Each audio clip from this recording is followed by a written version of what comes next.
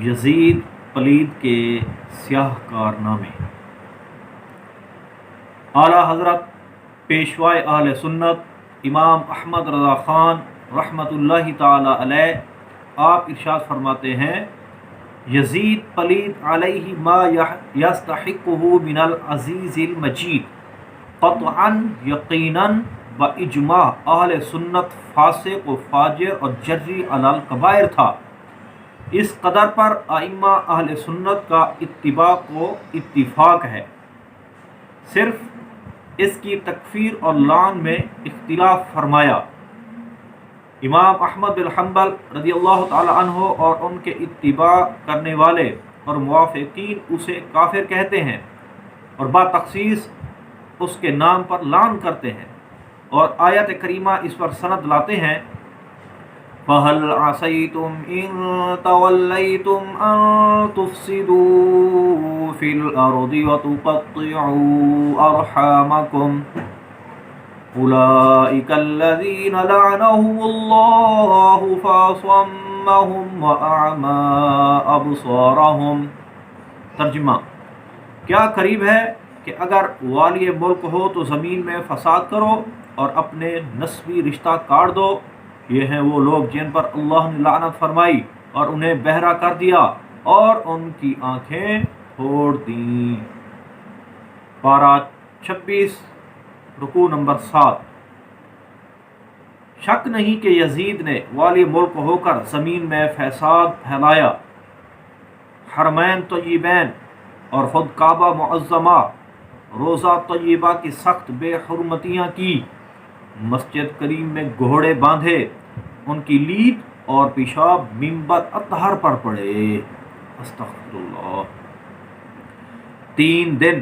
مسجد نبوی صلی اللہ علیہ وآلہ وسلم بے اذان و نماز رہی۔ مکہ و مدینہ اور حجاز میں ہزاروں صحابہ اور تابعین بے گناہ شہید کیے، کعبہ معظمہ پر پتھر پھینکے، غلاف کعبہ شریف پھاڑ ڈالا اور جلایا، مدینہ طیبہ کی پاک دامن پارسائیں 3 رات دن اپنے خبیث لشکر پر حلال کر دی۔ رسول اللہ صلی اللہ تعالی علیہ وآلہ وسلم کے جگر پارے کو 3 دن بے آب و دانہ رکھ کر مع ہمراہیوں کے تیغ و ظلم سے پیاسا ذبح کیا۔ نبی کریم صلی اللہ علیہ وآلہ وسلم کی گود کے پالے ہوئے تن نازنین پر بعد شہادت گھوڑے دوڑائے گئے، تمام استخوان مبارک چور ہو گئے، سر انور کہ نبی کریم صلی اللہ تعالی علیہ وآلہ وسلم کا بوسہ گاہ تھا، کاٹ کر نیزہ پر چڑھایا اور منزلوں پھرایا۔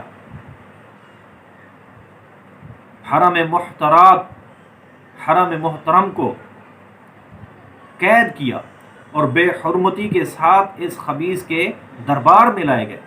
اس سے بڑھ کر قطع رحم اور زمین میں فساد کیا ہوگا؟ ملعون ہے وہ جو ان ملعون حرکات کو فسق و فجور نہ جانے۔ قرآن عظیم میں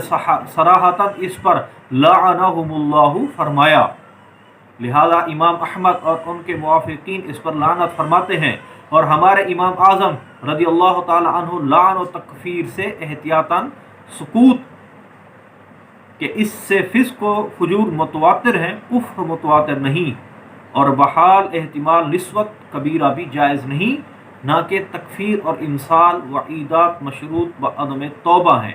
لقولہ تعالی فسوف یلقون غیا الا من تاب، اور توبہ تا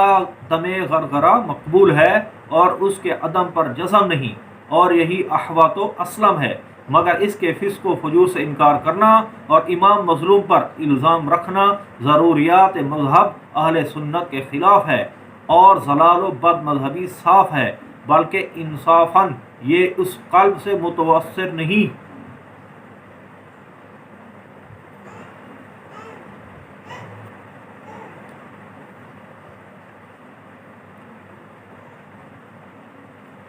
بلکہ انصافاً یہ اس قلب سے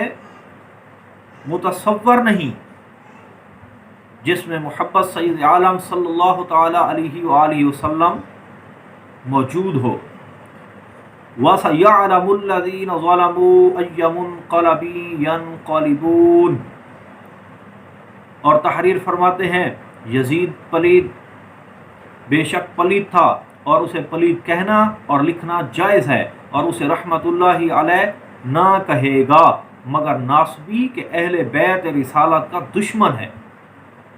فتاوی رضویہ صفحہ نمبر 114 جلد نمبر 6۔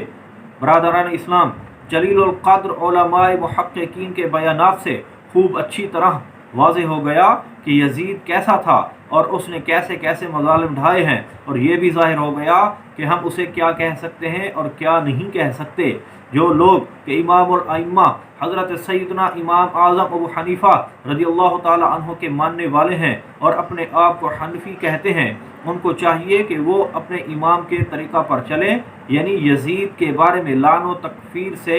احتیاطاً سکوت اختیار کریں کہ یہی اسلم ہے، اور جو لوگ کہ اس کے فاسق اور فاجر ہونے سے انکار کریں اور اس کے لیے امیر المؤمنین اور رضی اللہ عنہ رحمت اللہ تعالی علیہ کہیں، یا امام مظلوم سیدنا حسین رضی اللہ تعالی عنہ پر الزام رکھیں، ایسے لوگوں کو گمراہ اور بد مذہب، اہل بیت نبوت کا دشمن اور خارجی سمجھیں، ان کا بیان سننے سے پرہیز کریں اور ان کی کتابیں پڑھنے سے بچیں۔ حضرت ملا علی قاری رحمۃ اللہ تعالی علیہ تحریر فرماتے ہیں کہ بعض جاہل جو کہتے ہیں کہ امام حسین نے یزید سے بغاوت کی، تو یہ اہل سنت جماعت کے نزدیک باطل ہے،